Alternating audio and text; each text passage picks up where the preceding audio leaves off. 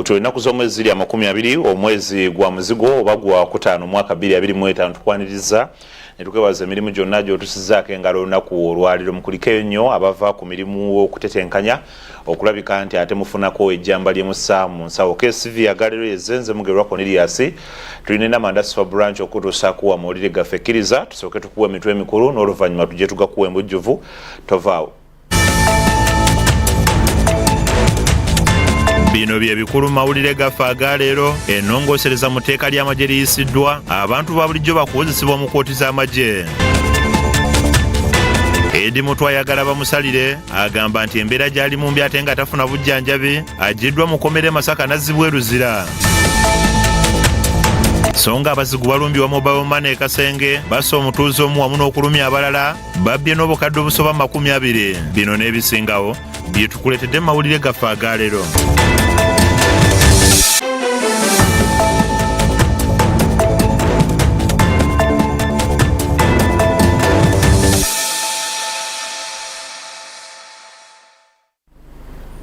Ocho tongedde okwaniriza ku Kstv Agaleero. Nze mugerwa Cornelius tulina Namanda Super Branch okutuusaako ensonga zonna.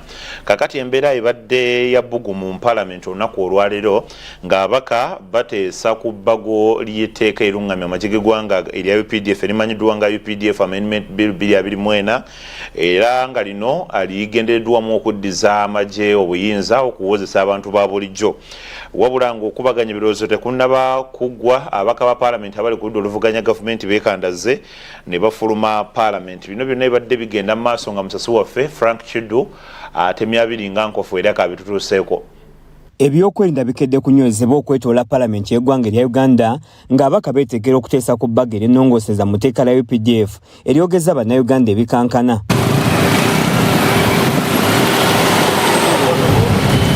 Wabula kino kirobedde babaka kujja mu bungi okubeerawo ng'ebbago lino lyerolekedde okuzza abantu abulijjo mu kkooti ey'amagye nga libadde lyakusomebwa mulundi ogwokubiri n'ogwokusatu.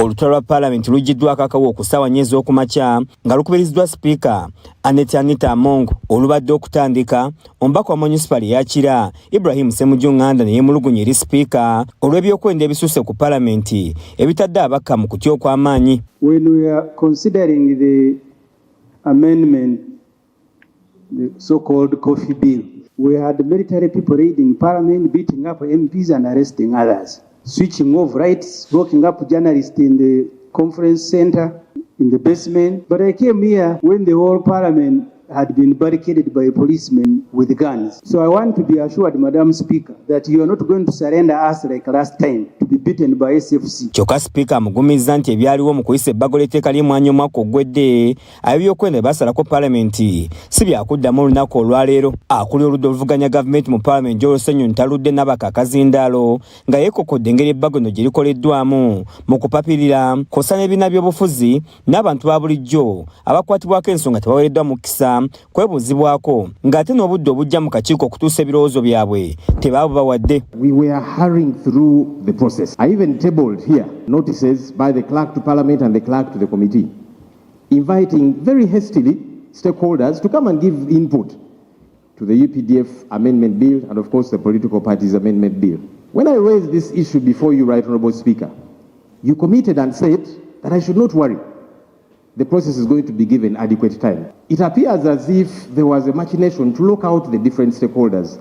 And yet you committed, Right Honourable Speaker. Ssenyonyi yeebuuzizza obanga ddala Parliament ekyakolera abantu bwe banga esobola okupapirira okuyisa etteeka nga tefudde okuwuliza abantu ba bulijjo abakosebwa amateeka agayisibwa mu ngeri efaananako bw'eti. That's problematic, Right Honourable Speaker, because you see, we are supposed to be a people-centered Parliament, meaning that the laws we pass, we should be for the good of the people. Those people should be consulted. Kyokka ssentebe w'akakiiko ka Parliament ak'ebyamateeka Stephen Baka Mugabi yeewozezzaako nti bakoze okwebuuza okumala nga Parliament esaanye bwebaza olw'okukola omulimu omunene bwe guti mu nnaku 5 zokka kweza namutaano ezaabaweebwa mu mateeka. That within 45 days you should be able to present the work. If that work is presented within a week, you have not offended any rule. If the work is presented within a day, you should be thanked for being efficient. And that's what we have exactly done. The bill is ready, we considered it, and we are ready to report to the House. Ono yeegatiddwako Ssaabaminisita Nabbanja eyeewanye nti ye bw'asalawo okukola akolera ddala nga ensonga lwaki akakiiko katuta obudde butono nnyo mu kukola ebbago lino. Some time back I told you I'm one of the best performing prime ministers. So if I can produce work in such a short time, I want the leader of opposition to appreciate. Kyokka ebigambo by'ebisonsomodde akulira oludda oluvuganya gavumenti Joel Ssenyonyi n'amwambalira ng'amulanga okwewanira mu alipoota y'akakiiko nga tamanyi na birimu ekintu ekyongedde okutabula Nabbanja naye n'ava mu mbeera. It's very possible, by the way, that the Prime Minister does not even know the contents of the committee report. But she was very quick to rise up to defend. Ssenyonyi azzeemu okuteeka akasi ku Paalamenti obutaba bannansi mukisa okwetaba mu kukola ebbago ery'ennongoosa mu tteeka lya UPDF ng'ono ategeezezza nti engeri ebibiina ebiri ku ludda oluvuganya bwe bitawedda mwaganya kwebuuzibwako tebasobola kwetaba mu kukola tteeka lino. You can end up disregarding the input of those stakeholders, but listen to them. You cannot disregard them and think it's okay. No, listen to them and then you can disregard them. But when you don't give them opportunity to show up, you are violating our laws. Ono bw'aki asuse n'abaka bakulembera bali ku ludda oluvuganya gavumenti ne bafuluma Paalamenti mu ngeri y'omukungujjo. Item 4. Kyokka Paalamenti egenze maaso n'okuteesa ku bbago lino erisomeddwa omulundi ogwokubiri nga kino kikoleddwa Minisita Jacob Oboth. This bill is actually intended to rectify, to remedy the existing defects in the law. Frank Chiddu yakusakidde eggulire lino ku lwa Kstv Agaleero. Kale bali nnyo Frank Chiddu. Kakati tugenda kuleetera emboozi maaso awo eraganga Paalamenti weeyisiza ate ebbago erifuga enteekateeka z'amagye. Emboozi yo tugenda kugikutuusaako mu maaso awo naye nga bwe tulinda eri Paalamenti y'emu eyisiza ennongoosereza mu tteeka erifuga ebibiina by'ebyobufuzi n'ekigendererwa ekyokako ebibiina byonna ebivujjirirwa gavumenti okubeera wansi w'omukago ogumanyiddwa nga Inter-Party Organization for Dialogue mu bufunze IPOD nga guna ab'ekibiina ki National Unity Platform NUP bali baguddukamu. Wabula abaddewo okusiikaawo omuguwa wamu n'okusimba Nakakongo nga bannakibiina kya UPC nga bakulembeddwa mu pulezidenti waabwe Jimmy Akena nga bagamba nti ebibiina byonna ebiri mu IPOD tebyasoose kwebuuzibwako nga baleeta ebbago lino mu Paalamenti. Omubaka omukyalo wa disitulikiti y'e Napark Faith Nakuti yayanjiza ebbago lino ery'ennongoosereza mu tteeka erifuga ebibiina by'obufuzi mu ggwanga erya Political Parties and Organizations Amendment Bill ery'omwaka 2025 ng'onategeeza nti ligendereddwamu okulaba nga ebibiina byokka ebirina abaka mu Paalamenti byebivujjirwa ensimbi y'omwe w'omusolo kw'ossa n'okulaba nga buli kibiina ekifuna ensimbi za gavumenti kirina obamemba mu kibiina ekya IPOD. The object of the bill is to amend the Political Parties and Organizations Act, Cap 178. One of them is to restrict government funding and other public resources provided to political parties and political organizations that are represented in Parliament to only political parties and organizations that are members of the National Consultative Forum. Alipoota y'akakiiko ka Paalamenti ak'ebyamateeka esomeddwa ssentebe waako Stephen Bakka Mugabe ng'enewagidde ebbago lino ng'egamba nti kigenda kuyambako gavumenti mu kulungamya ebibiina by'obufuzi ebifuna ensimbi y'omwe w'omusolo kw'ossa n'okukubiriza ebibiina bino okwettanira enteeseganya. IPOD has played a stabilizing role during these periods by facilitating inter-party communication, managing disputes and encouraging tolerance. The committee notes that formalizing IPOD status through an act of parliament shall provide a permanent institutional home for political dialogue. Kyokka abaddewo enkalu omubaka Fox Odoi bw'asaba Paalamenti eteeke ku bbali akawayiro mu mateeka agafuga enzirukanya y'emirimu mu Paalamenti akagamba nti alipoota y'akakiiko erina okuweebwa ababaka nga waakiri wabulayo ennaku 3 Paalamenti kubaganyeeko ebirowoozo ekintu omubaka wa Elute South kyawakanyiza ng'agamba nti kikoleddwa mu bukyamu. Invite you, Madam Speaker, not to fall into the trap, not to be persuaded by that misdirected motion, not to accept it because it will be breaching our rules. If it means suspending the House to have ourselves understand that rule, Madam Speaker, it does not take away anything. Please protect the integrity of this House and follow the rule. kyokka ng'ayita mu alipoota y'abatono omubaka wa Eluti South Jonathan Odul akubye ebituli mu bbago lino naawe ensonga 3 enkulu okuli okuvoola ssemateeka wa Uganda agaana omubaka yenna okuleeta ebbago erigenda okwetaaga ensimbi y'omuwi w'omusolo okuteekebwa mu nkola. Ensonga endala gy'awadde ky'ekyokukonta n'enteekateeka ya gavumenti y'okukendeeza ebitongole wamu n'okuba nti wabaddeyo okwebuuza kimala ku bantu abakwatibwako ng'ebbago lino terinaleetebwa. Parliament is stopped from proceeding on any bill or a motion for that bill that imposes a statutory charge on the consolidated fund. This is in Article 93 of the Constitution and Rule 130. Wabula Ssaabawoleza wa gavumenti munnamateeka Kiyowa Kiwanuka avuddeyo n'atangaaza ku nsonga z'omubaka Odul n'ategeeza nti gavumenti terina nsimbi za njalo zegenda kuteeka mu iPod kubanga iPod egenda kubeera wansi w'omukago ogutayo ebibiina ogwa National Consultative Forum. The iPod that is sought to be introduced, from my understanding, is only relating to a subset of those. All the political parties which are represented in the House are members of the National Consultative Forum. So they are saying we shall have a meeting of the 43 or whatever number you have, but we shall also have another meeting. So I don't think there is anything to do with rationalization here. Kino Speaker wa Parliament Anita Among ayongedde okukiggumiza nti sente zigenda kubeerawo kuba ebibiina ebitayagala kuyingira iPod bigenda kugibwako ensimbi ezibiweebwa byokka bye bigenda okuganyulwa mu nteekateeka eno. Money that is being added on political parties. It is exactly the same amount that has been there that is going to be distributed according to the numerical strength in the House. But the law is also saying that if you do not want to cooperate by being part of iPod, then you do not qualify. Wabula President w'ekibiina kya UPC Jimmy Akena atabukidde Parliament olw'okuyisa ebbago ly'etteeka lya iPod nga n'abakulu ya iPod tebeebuziddwako. Ono agamba nti iPod eyogerwako erudde nga tetuula ng'ate ekibiina kya NRM kye kikivunaanyizibwako ng'ensonga nnyingi iPod zerina okukolako esafiiriddwako. Bw'atyo ne yeebuuza abagenda maaso n'okukola etteeka lino kye bagenderedde. Are we proceeding well when we cannot discuss this issue? I have not been consulted as a leader of the summit. As a political party, we have not been consulted. How is it that we're debating this issue? And that is why I say it is diabolical. It is not done in the interest of the political players. Wabula akataayi tekasaze na kkubo ebbago ne liyisibwa nga kinajjukirwa nti ekibiina kya National Unity Platform ba NUP kyava mu mukago gwa iPod wabula ne kisigala nga kigabana ku nsimbi zino. Gavumenti zayo ebibiina ebyobufuzi ebirina abaka mu Palamenti nga bo abaka b'ekibiina kya NUP bagamba nti etteeka lino ligendereddwamu kubasuuza mugaati. Frank Kiddu yakusakidde eggulire lino ku Kstv Agaleero. Kale webale nnyo Frank Kiddu. Mu mboozi endala ze tulinawo omukuumi wa President w'ekibiina kya NUP Robert Kyagulanyi Ssentamu nga ye Eddie Ssebuufu amanyiddwa nga Eddie Mutwe kw'ossa n'abalala bakomezeddwawo mu kkooti okuwulira emisango egibavunaanibwa. Wabula Eddie Mutwe asinzidde mu kkooti n'ategeeza omulamuzi nga bw'alumizibwa ebitagambika nga tannaba kufuna bujjanjabi bumala nga kino kiwaliriza omulamuzi okulagira Ssebuufu akyusibwe okuva mu kkomera Masaka atwaliwe mu kkomera e Luzira.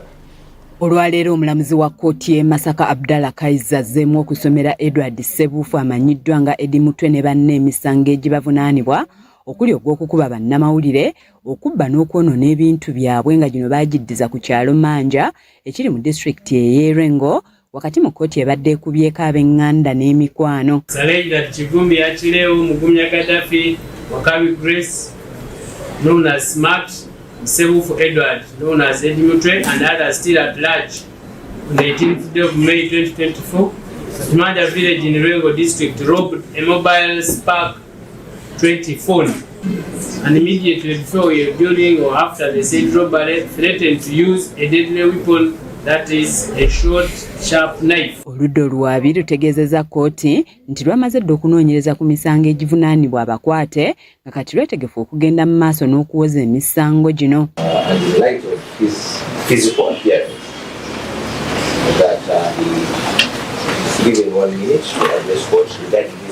Kyokka abapuliida b'abakwate okuli Samuel Muyizi, Kazibwe Majeran, Benjamin Katana wamu ne George Musisi bategeezezza omulamuzi nti Eddie Mutwe ali mu mbeera mbi nga n'olwekyo yeetaaga okufuna obujjanjabi kubanga ayita mu bulumi bw'amaanyi nga tasobola kuyimirira mu kkooti era ne basaba omulamuzi akkirize Eddie Mutwe abuulire kkooti by'ayitamu. Omulamuzi kyakkiriza. Eddie Mutwe ategeezezza omulamuzi nti yatulugunyizibwa eby'ensusso nga tannatwalibwa mu kkooti, ng'okuva lwe yatwalibwa mu kkomera tafunanga bujjanjabi nga bakanya kumupiika mpeke ezikkakkanya obulumi, ng'embeera gy'alimu mbi kuba n'ebitundu bye ebimu eby'omubiri takyabiwulira. Naye wagamba bantu obujjanjabi obw'enjawulo, mina peyinikirako mina abiri buli lunaku.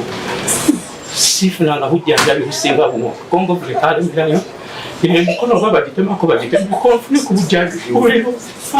Bannamateeka be basabye kkooti eyimirize enteekateeka y'okusindika omuntu waabwe mu kkooti nga basabye atwalibwe mu kkomera eruzira asobole okufuna obujjanjabi obw'ekikugu, ekiwaliriza omulamuzi Kaiza okuyimiriza mu lutuula lwa kkooti luno yeekenneenya ensonga eno. Remanded in Action Bay, which we believe has required.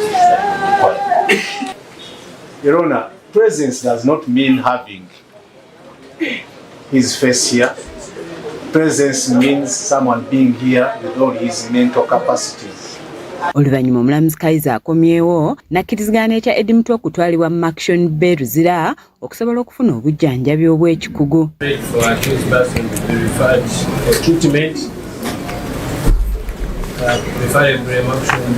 have the committal proceedings deferred.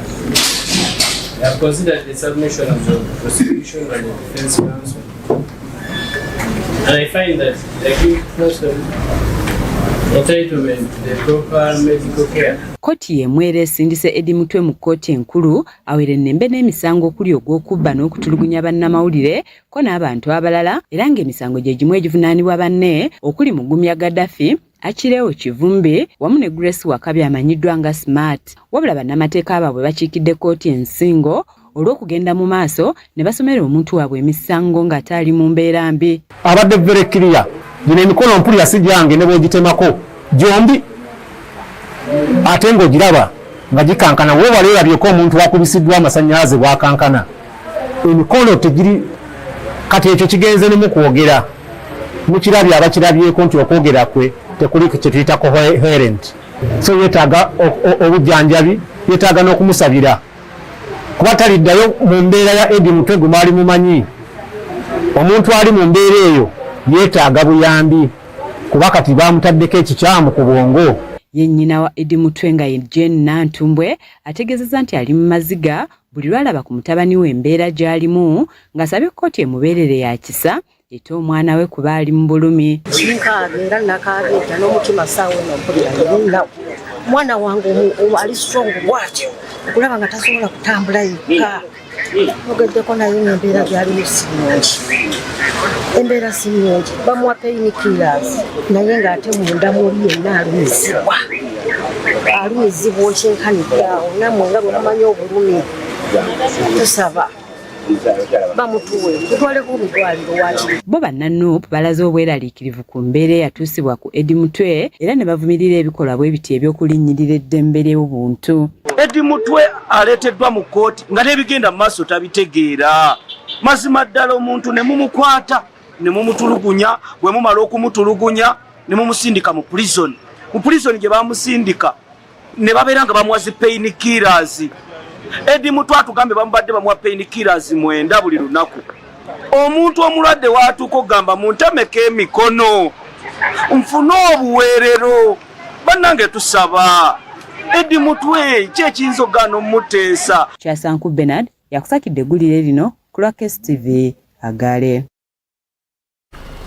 Kale dakika ziri 22 ezakayita ku ssaawa 2 ezakawungezi k'olunaku olwaleero. Nze Mugerwa Cornelius tulina Namandasifa branch tukutuusaako nsonga za mawulire ya Agaleero. Tugenda kuwummulamu katono nnyo tukyakomawo n'ensonga endala nnyingi tovaawo.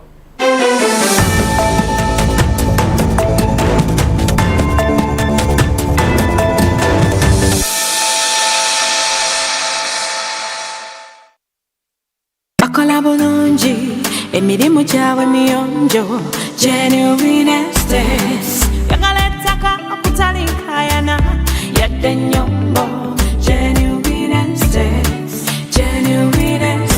oyagala ennyumba ey'ekirooto kyo, factory oba z'abapangisa, faamu yakulimirako oba yakulundirako, kyogere tukikuwe n'ekyapa mu ngalo. Tulina ettaka mu bibuga n'ebweru w'ebibuga. Ffe wano ku Genuine Estates Uganda Limited tupima amataka n'okkuba pulaani z'amayumba. Tusangibwa mu tawuni y'e Wakiso ku Genuine House, Hoima Road. Tufune ku 039 oba 0759955526. Tukoleyo wamu oganyulwa kinene. Bannayuganda bannange kambanjulire Isoba Metal Works bannakyenku mukola ebintu byonna ebiva mu byuma ebiwangaazi ate nga biri ku mutindo gwa nsi yonna. Tukola zigeeki ez'omulembe mu buli kika, mu buli sayizi, ate kosa dizayini ez'enjawulo. Tukola amadirisa, enzigi, ebitanda n'ebintu eby'enjawulo ebiva mu byuma. Mwaba amasomero ate ekyamwe kyawedde dda anti tubakolera ddeeko obutanda bw'abaana mu sayizi n'embika eby'enjawulo kosa ebyesubo by'abaana eby'okuzanyisa wamu n'entebe ezitulwako abaana ku mitendera gyonna. Tukyali katwe ku workshop yaffe mu kibuga ky'eggwanga Kampala okulira na BMK House oba otukwire ku simu zaffe zino wammanga okumanya ebisingawo noti 7776 noti 45 551 yeffe ba Isoba Metal Works. You have lots of reasons to choose the best for your child. You have one school for all those reasons. King Solomon High School is a day and boarding school which seeks to provide students with a moral and intellectual foundation. We have qualified teachers, qualified medical personnel, a well-equipped library in a good environment. We have spacious dormitories and a standby generator. Our students' health and meals are well catered for. At King Solomon Schools, we believe in talent and skills development, which makes our students excel in the competitive world. We have both O and A level with arts and sciences and a well-stocked laboratory for our young geniuses to experiment.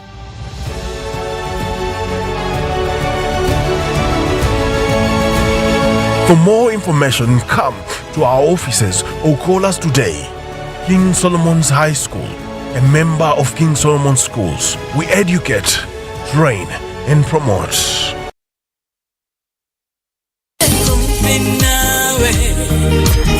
Ng'empewo bwewejjawejja ng'eyayaanira amazzi ag'okunywa mu ddungu ng'ekimera bwe kiyaanira amazzi n'omusana